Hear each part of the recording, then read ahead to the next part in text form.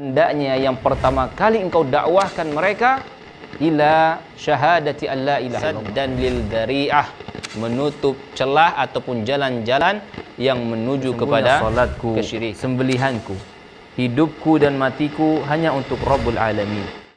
Bismillahirrahmanirrahim. Alhamdulillah wassalatu wassalamu ala Rasulillah wa ala alihi wa ashabihi wa man wala hawla wala quwwata illa billahi amma ba'd. Ikhwani wa akhwati fillah, kaum muslimin dan muslimat rahimani wa rahimakumullah. Alhamdulillah, segala puji hanya milik Allah Jalla wa Ala yang berkat limpahan nikmat dan karunia-Nya kita dapat melanjutkan kajian kita serial tauhid, dan alhamdulillah kita sampai kepada suatu bab minasyirki lubsul halaqati wal khayti wan nahwihima li raf'il bala'i wa daf'ih. Termasuk kesyirikan ketika seorang itu menggunakan halaqah, baik itu gelang ataupun kalung ataupun benang atau semisalnya, untuk menolak bala ataupun mengangkat penyakit. Bab ini ahibati fillah, atau sebelum kita memasuki bab ini,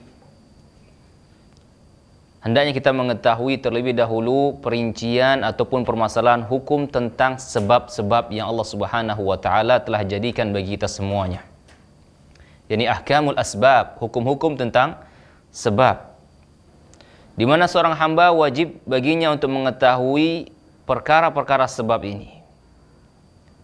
Yang pertama, alla yaj'al minha sababan illa ma thabata annahu sababan syar'an au qadran. Hendaknya seorang hamba tidak menetapkan suatu permasalahan itu sebagai suatu sebab kecuali apabila syariat telah menetapkannya bahwasanya hal tersebut merupakan sebab, ataupun secara qadran, ya, secara realitanya memang ketetapan hal tersebut merupakan sebab. Contoh, sebab orang itu menjadi kenyang ketika dia makan, maka ini secara qadran. Sehingga yang pertama harus kita ketahui bahwasannya tidak boleh kita menetapkan sesuatu tersebut sebagai sebab kecuali apabila syariat menetapkannya sebagai sebab atau secara adat pun ditetapkan sebagai sebab. Yang kedua, alla ya'tamida 'abdu 'alaiha. Hendaknya seorang hamba dia tidak menggantungkan dirinya hanya kepada sebab semata. Bal ya'tamidu 'ala musabbibiha, akan tapi wajib bagi dia untuk bergantung kepada yang menjadikan sebab tersebut. Yang menjadikan sebab tersebut mujarab ataupun berfaedah baginya, ma'a qiyamihi bil masyru'i binha, dengan berusaha untuk mengambil faedah darinya. Dan musabbibuha, yang menjadikan hal tersebut sebab, adalah Allah Subhanahu wa taala. Dan yang ketiga, ahibati fillah, ayya'lam annal asbab mahma 'azumat wa qawiyat fa innaha murtabitatun biqada'illah.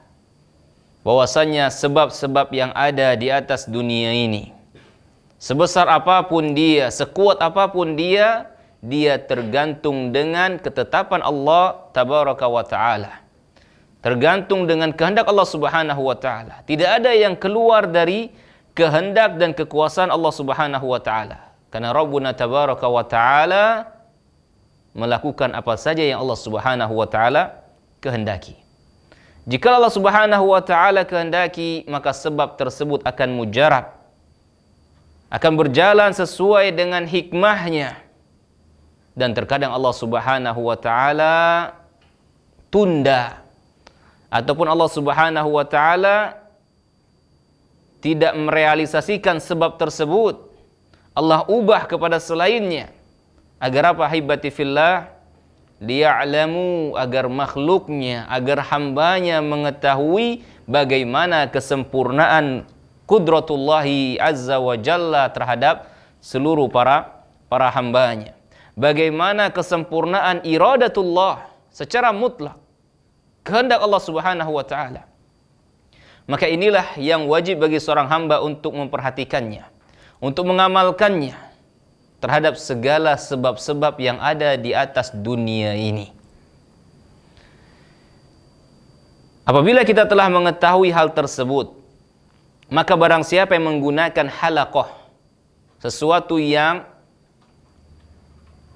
terkait, sesuatu yang tergulung, baik itu di leher, ataupun di pergelangan, ataupun selainnya, apapun bahannya, ataukah itu dari besi, ataukah dari perak, ataukah dari benang dan selainnya, dengan tujuan raf'il bala, untuk mengangkat bala ketika dia telah tiba ataupun telah ditimpakan, atau untuk menolak madarat sebelum datangnya, maka hal tersebut termasuk kesyirikan. Barang siapa yang menggunakan halaqah, gelang ataupun kalung, yang dia jadikan itu sebab untuk mengangkat bala ketika bala itu telah tiba, ataupun menolak bala sebelum bala itu tiba, ya, maka ini telah jatuh ke dalam kesyirikan. Li'annahu in i'taqada, yang demikian itu apabila dia meyakini bahwasannya kalung tersebut ataupun gelang tersebut dengan sendirinya dapat menolak bala, maka dia sungguh telah jatuh ke dalam syirkul akbar, kesyirikan yang sangat besar. Syirik dalam rububiyah, di mana dia telah meyakini secara tidak langsung bahwasanya ada sekutu bagi Allah Subhanahu wa taala dalam penciptaan dan juga dalam pengaturan jagat raya. Dan begitu pula di dalamnya terdapat syirkul fil ubudiyah, syirik dalam beribadah, di mana diri hamba tersebut ta'alluh beribadah dengan gelang ataupun kalung tersebut. Dia merendahkan dirinya, mengagungkan kalung-kalung dan gelang-gelang tersebut. Ini merupakan ubudiyah ataupun peribadatan. Wa 'allaqa bihi qalbuhu, di mana hatinya pun terkait dengan kalung ataupun sesuatu yang mereka lilitkan dengan harapan untuk mendapatkan manfaat ataupun menolak madarat. Maka kalau kita melihat kepada sisi syariat, bagaimana syariat memandang berkaitan dengan kalung ataupun gelang yang diyakini sebagian kaum muslimin dapat menolak bala, maka perhatikanlah firman Allah Subhanahu wa taala dalam surah Az-Zumar. Rabbuna tabaraka wa taala firman, "Qul afara'aytum ma tad'una min dunillah in aradani Allahu bidurrin hal hunna kashifatu durri aw aradani birahmatin hal hunna mumsikatu rahmati qul hasbiyallah alaihi yatawakkalul mutawakkilun." Katakan wahai Muhammad, kabarkan kepada mereka terhadap apa-apa yang mereka sembah selain dari Allah Subhanahu wa taala, terhadap apa-apa yang mereka agungkan, terhadap apa-apa yang mereka harapkan selain dari Allah Subhanahu wa taala. In aradani Allahu bidurrin, jikalau Allah Subhanahu wa taala menginginkan suatu kemudaratan, hal hunna mumsikatu rahmati, hal hunna kashifatu durri, adakah sesembahan-sesembahan selain Allah Subhanahu wa taala ini dapat menyingkap madarat yang Allah Subhanahu wa taala kehendaki tersebut? Ini merupakan soalul inkari, pertanyaan inkari yang tidak butuh jawabannya. Tentu ketika Allah Subhanahu wa taala menginginkan segala sesuatu, dia akan terjadi dan tidak ada yang dapat menghalanginya. Au aradani bi rahmatin hal hunna mumsikatu rahmati. Dan jika Allah Subhanahu wa taala menginginkan untuk memberikan rahmat kepada suatu kaum, kepada seorang, adakah sesembahan-sesembahan tersebut mampu untuk menahannya? Tidak ada, haibati fillah. Qul hasbiyallah, katakan wahai Muhammad, cukuplah bagiku Allah. Alaihi yatawakkalul mutawakkilun, yang dengan Allah Subhanahu wa taala orang-orang yang bertawakal mereka berserah diri. Surah Az-Zumar ayat 38. Perhatikanlah ayat ini, ahibati fillah, bagaimana Allah Subhanahu wa taala menerangkan kepada kita akan dengan kerasnya dalam bentuk pengingkaran terhadap orang-orang yang beribadah kepada selain Allah Subhanahu wa taala, agar mereka mau berpikir bahwasanya sesembahan-sesembahan selain Allah Subhanahu wa taala itu tidak dapat memberikan manfaat ataupun madarat kepada mereka kecuali apa yang Allah Subhanahu wa taala telah tentukan bagi mereka. Dalam sebuah hadis dari Imran bin Husain, semoga Allah Subhanahu wa taala meridainya, bahwasanya Nabi SAW kata beliau melihat seseorang laki-laki yang di tangannya terdapat halqah, gelang min sufrin, yang terbuat dari timah ataupun perak. Faqala, maka Nabi SAW bertanya, ma hadhihi, untuk apa ini?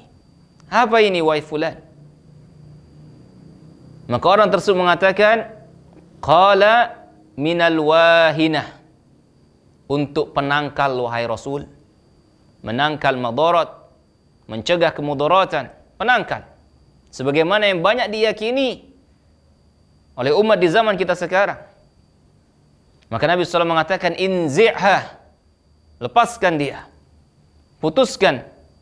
Fa innaha la taziduka illa wahnan, sesungguhnya gelang tersebut, cincin tersebut, kalung tersebut tidaklah menambah bagimu melainkan hanya kelemahan. Melainkan hanya kelemahan. Nah, mahibati fillah, seorang hamba ketika dia bertawakal kepada Allah Subhanahu wa taala, maka ketika saat itulah dia berada di dalam kelemahan. Justru sebaliknya, ketika seorang hamba bertawakal kepada Allah, Zat yang Maha Kuat, maka ketika saat itulah seorang hamba berada pada suatu kekuatan yang sangat dahsyat, di mana dia bertumpu kepada Allah Subhanahu wa taala, Dzul Quwwatil Matin, yang memiliki kekuatan yang begitu dahsyat. Maka Nabi SAW mengatakan, inziha fa innaha la taziduka illa wahnan, putuskan gelang-gelang ini, karena sungguhnya hal tersebut tidaklah menambah bagimu melainkan kelemahan. Fa innaka law mitta wa hiya 'alaika ma aflahta abada, sesungguhnya jika engkau mati dalam keadaan gelang tersebut berada di sisimu, engkau memakainya, maka engkau tidak akan pernah beruntung selama-lamanya. Sesungguhnya engkau tidak akan pernah beruntung selama-lamanya. Maka ahibati fillah, Nabi SAW berkata kepada para sahabatnya, berkata kepada salah seorang sahabatnya, kesyirikan ahibati fillah tidak pandang bulu siapapun dia. Bahkan Allah Subhanahu wa taala menjelaskan tentang bahayanya kesyirikan ini kepada Nabi kita Muhammad sallallahu alaihi wasallam. Wa laqad uhiya ilaika wa ila alladziina min qablik la in asyrakta la yahbatanna 'amaluk. Dan sungguh kami telah wahyukan kepada orang-orang sebelummu wahai Muhammad dari kalangan para rasul, dan begitu pula kepadamu, jikalau engkau berbuat kesyirikan, Allah akan gugurkan seluruh amal ibadahmu. Tidak padang bulu, walaupun dia sahabat. Kalau dia melakukan kesyirikan, maaflah ta'abada, engkau tidak akan pernah beruntung selama-lamanya.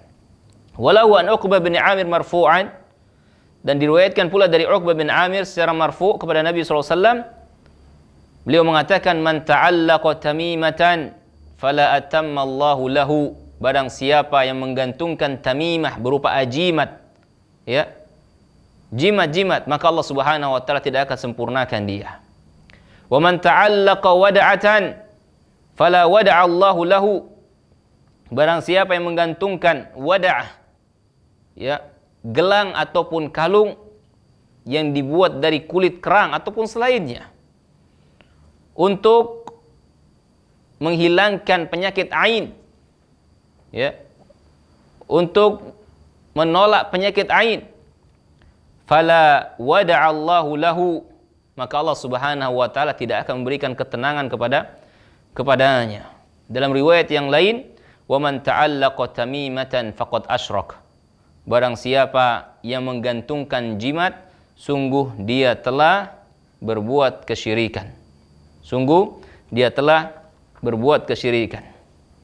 Maka ahibati fillah, fa idza kanat hadhil umur laysat min al-asbab asy-syar'iyyah, kalau perkara-perkara ini bukanlah merupakan sebab-sebab syar'i yang ditetapkan oleh syar'i melalui lisan Nabi sallallahu alaihi wasallam, allati yatawassalu biha ila ridaillahi wa thawabih wala min asbabil qadariyah, ya, baik itu melalui lisan Nabi sallallahu alaihi wasallam ataupun bukan pula sebab-sebab secara qadari, secara ketetapan, secara ketetapan, allati qad ulima au juribah, sebagaimana yang telah diketahui dari sisi medisnya ataupun dari sisi bidang ilmunya. Maka selama itu merupakan bukan sebab syar'i dan juga bukan sebab yang telah ditetapkan oleh masyarakat yang memang itu terbukti silih berganti, ketika seorang itu menjadikan hal tersebut sebab, maka sungguh telah jatuh ke dalam kesyirikan. Sungguh dia telah jatuh ke dalam kesyirikan. Wali bin Abi Hatim an Hudzaifah, diriwayatkan dari Ibnu Abi Hatim dari Hudzaifah, annahu ra'a rajulan fi yadi khaytun minal humah, bahwasanya dia melihat seorang yang di tangannya terdapat benang, yang dijalin benang tersebut dijadikan gelang, minal huma, yang dipakai benang tersebut untuk menolak demam. Faqata'ahu, maka Hudzaifah memotong benang tersebut seraya membacakan firman Allah Subhanahu wa taala, "Wa ma yu'minu aktsaruhum billahi illa wa hum musyrikun." Tidaklah kebanyakan dari mereka beriman kepada Allah melainkan justru mereka berbuat kesyirikan kepada Allah tabaraka wa taala. Lihatlah bagaimana fikihnya pemahaman sahabat Nabi sallallahu alaihi wasallam Hudzaifah ketika beliau melihat, ya, sesuatu yang digunakan baik itu di gelang ataupun di kalung, di pergelangan ataupun di leher, dalam rangka ataupun meyakini dapat menolak bala, maka beliau putuskan ataupun beliau gunting hal tersebut karena hal tersebut merupakan kesyirikan kepada Allah Subhanahu wa taala. Semoga penjelasan kita ini dapat kita fahami bersama, dan semoga Allah Subhanahu wa taala menjauhkan diri kita, keluarga kita dan seluruh kaum muslimin dari perbuatan-perbuatan kesyirikan.